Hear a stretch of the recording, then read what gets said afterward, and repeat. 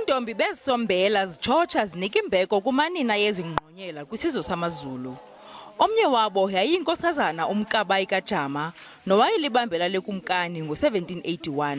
Umntakwabo uNkosana uSenzangakhona waye wathatha iintambo zobukhosi kwiminyaka eli-12 elandelayo.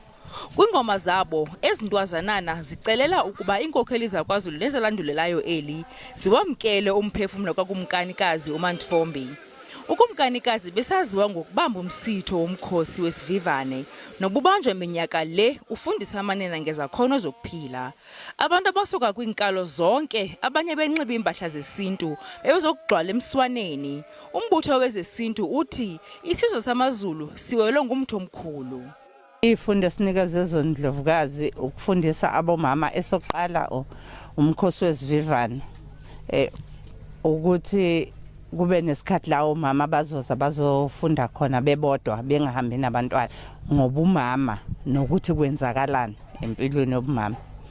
Ukumkanikazi uchazwe njengomuntu ebezinikele kwakheni isizwe eyinkokheli engagunqiyo kwaye ethanda ukufundisa.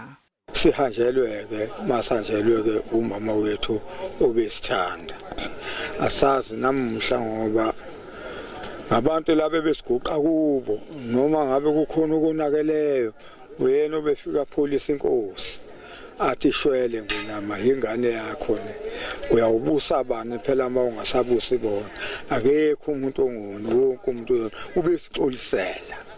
Inkonzo yesikhumbuzo sekumkanikazi iza kubanjwa kwakhangela amankengane kwaNongoma ngomso kusasa.